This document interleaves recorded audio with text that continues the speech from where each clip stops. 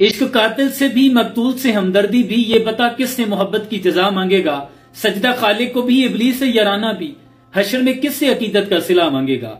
हमें इस्लाम ये दरस देता है कि जुल्म देखकर उस पर खामोशी इख्तियार कर लेना जालिम की हिमायत करने के मुतरादिफ है, यानी जालिम में और तुम में फिर कोई फर्क नहीं है। इस वक्त जहां तुम तमाम इसराइली अशिया का बाइकॉट कर रहे हो, वहीं पे उन तमाम लोगों का भी बाइकॉट करना बनता है जिन्होंने इस वक्त इतने बड़े जुल्म पर मुजरिमाना खामोशी इख्तियार की हुई है। वो हल्का यारा तो बरेशम की तरह नर्म, रिज़्म हक व बातिल हो तो फौलाद है मोमिन। इकबाल कहते हैं कि अमन का जमाना हो तो मोमिन से ज्यादा नरम दिल रेशम की तरह कोई नहीं है, लेकिन रिज़्म हक व बातिल हो तो फिर फौलाद है मोमिन। इस्लाम कहता है लहुब्बु फिल्लाह वल बुग़्दु फिल्लाह, तुम्हारी मोहब्बतें भी अल्लाह के लिए होनी चाहिए, तुम्हारे बुग़्द भी अल्लाह के लिए होने चाहिए। इस वक्त मसला फलस्तीन हक व बातिल की जंग है। ये बिल्कुल इसी तरह है जैसे वाक़या करबला के बाद तमाम मसले खत्म हो गए थे, सिर्फ दो रह गए थे, एक यजीद और एक हुसैनी। इस वक्त भी फलस्तीन ने लोगों को दो हिस्सों में बांट दिया है, एक है जालिम और जालिम की हिमायत करने वाले, एक है मजलूम और मजलूम के हक में बोलने वाले। सारा साल वो लोग जो आपके स्टार बने हुए हैं, जिनको सारा साल आप वीडियोस में देखते हैं, उनकी वीडियोस को शेयर करते हैं, लाइक देते हैं और आपने उनको स्टार बनाया हुआ है। वो किसी भी शोबा है जिंदगी से ताल्लुक रखते हो, वो तमाम उलमा इकराम जिनको आप सुनते हैं, वो तमाम मीडिया इन्फ्लुएंसर्स जिनको आप सुनते हैं और जो आपके दिलदादा हैं, आपके बड़े करीब हैं, उन तमाम लोगों की प्रोफाइल पर जाके उनको कहें कि मसले फलस्तीन पे बात करें। जो लोग ये समझते हैं कि बोलने से क्या होता है, याद रखें जिसकी आवाज का जितना कद बुलंद है वो उतनी ही पुर असर है। क्योंकि इस्लाम तो कहता है कि किसी के साथ चलो तो उसे पता चलना चाहिए कि तुम उसके साथ हो, किसी के खिलाफ चलो तो भी उसे पता होना चाहिए कि तुम उसके खिलाफ हो। दरमियानी रास्ता तो मुनाफकत का है। इस वक्त मुनाफकत इख्तियार न करें, अपना अपना मौकफ दें, क्योंकि यह हक व बातिल की जंग है। मसला फलस्तीन ये आप अपना इजहार करें कि आप इस वक्त खुशी के साथ अपनी नॉर्मल रूटीन लाइफ जी रहे हैं या फिर आप फलस्तीन के लोगों का दर्द महसूस कर रहे हैं।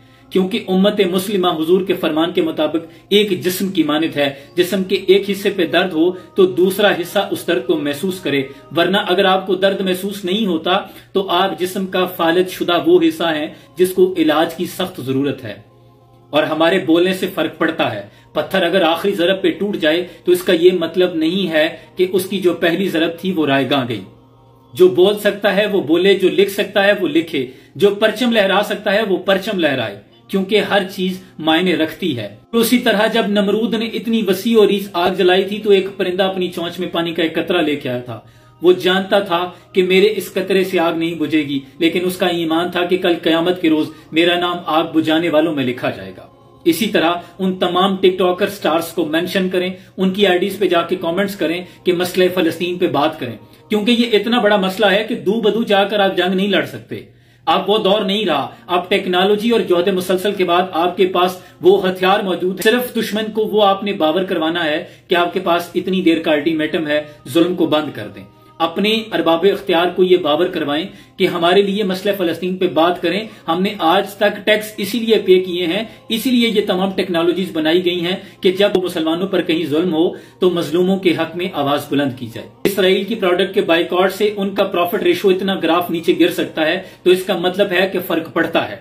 और हमारा इस्लाम ये बात का दरस देता है कि जुल्म हो तो हाथ से रोको, हाथ से नहीं तो जुबान से रोको, जुबान से नहीं तो दिल में बुरा समझो। ये कम से कम ईमान का कमजोर तरीन दर्जा ही सही, लेकिन ये तलकीन हमें इस्लाम ने दी है कि जो जुल्म देखो उस पर बात करते रहो, अपने अरबाब इख्तियार को ये बावर करवाते रहो, दस्तक देते रहो, इस बात की उन्हें यकीन दहानी कराते रहो कि हम मजलूम के साथ खड़े हैं, हम फलस्तीन के लोगों के साथ खड़े हैं। और अगर वो कहीं आपकी डीपी, आपकी कोई पोस्ट, आपकी फोटो, कोई वीडियो देख लें तो फलस्तीन के लोग शर्मिंदा ना हो, कम से कम उनके जख्मों पे थोड़ी मरहम हो कि आप उनके दुख में दुखी तो हैं।